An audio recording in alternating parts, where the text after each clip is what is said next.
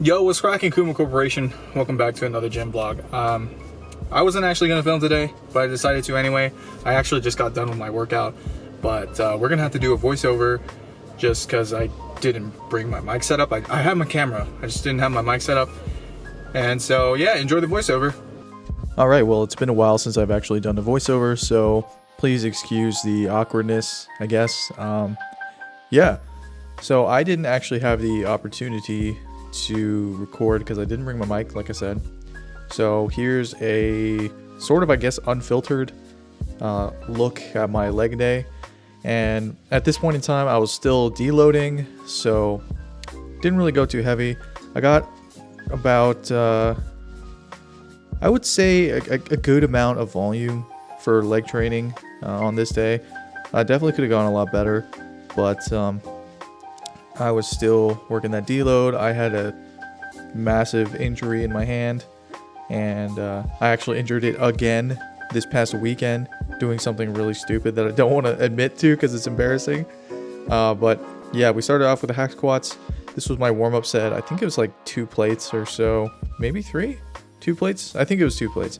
I definitely remember working up to 3 plates if I remember correctly. Yeah, so here's the actual working set. This is the second working set that I decided to film, and I moved the camera a little bit closer this time because I noticed that I was completely out of frame. Sorry about that.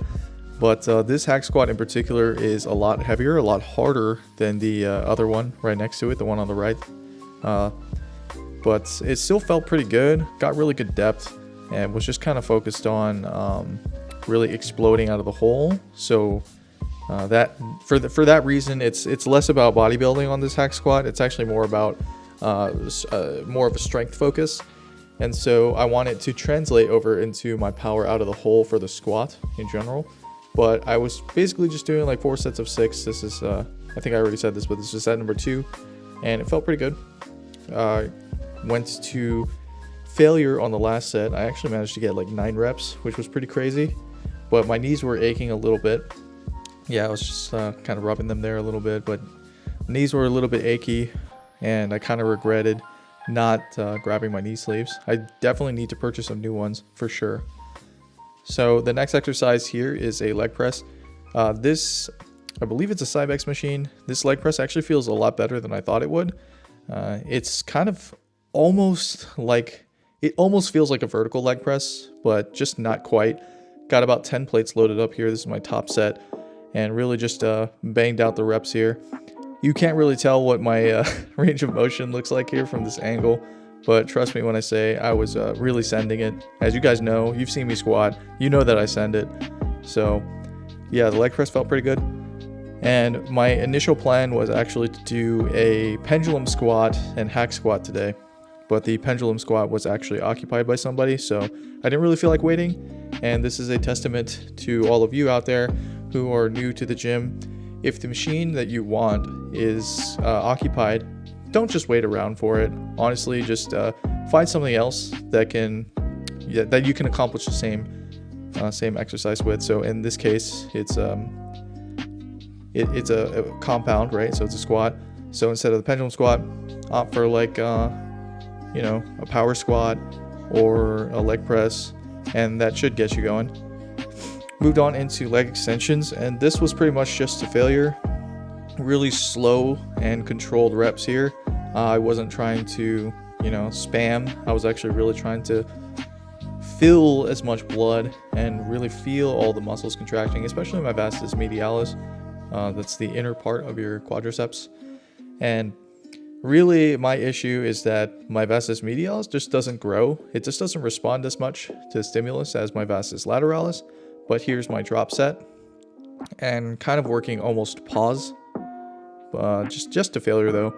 And I was just looking around awkwardly because I didn't want to stare at the camera because I was making really ugly faces because this was burning pretty bad.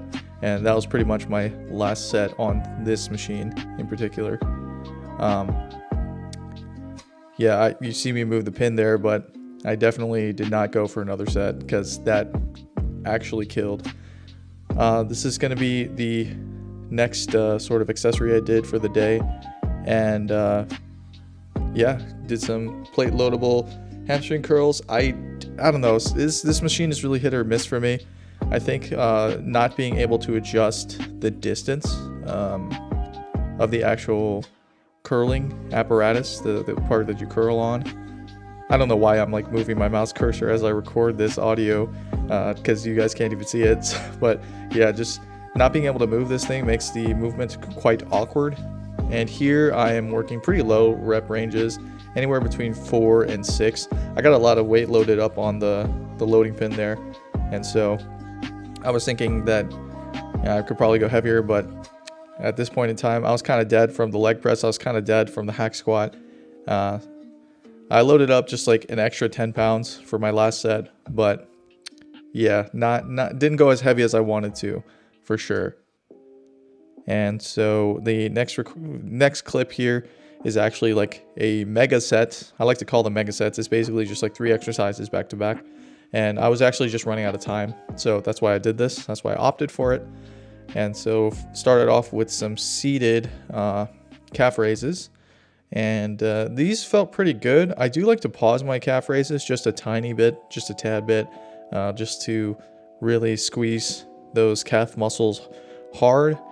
And, you know, for me, I'm hashtag team no calves, so it's always been kind of a struggle for me to grow the calves. So I like to utilize both, you know, high rep ranges and low rep ranges, pause reps, all that sort of thing, to stimulate as much muscle growth as possible. The next, I went into some abduction. This abduction machine feels so good. They had one back where I went to grad school, and luckily the shop gym has one as well, and it just felt phenomenal. Just really kind of priming my glutes with the abduction and going straight into a kickback. And this kickback machine feels really good compared to the one next to it. The person next to me on the other kickback machine, he was kind enough to let me use this one, and he moved on to a different one just because, you know, he didn't want to get in the way of my workout. I told him like we could just work in together, but he was like, no, I'm almost done anyway. So he's like, I only got one more set, so I'll just move on to this other one. And that was really nice of him. I actually had a wonderful conversation with him too. He was asking me some questions about, you know, bodybuilding and the mentality, and like, why do you do certain things over others? And, you know, he was just asking me why I was supersetting these things in particular.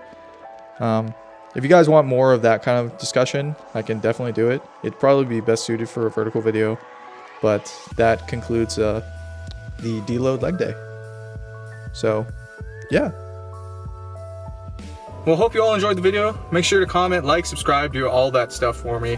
Click the links in the description to go to my Twitch page or join the Discord.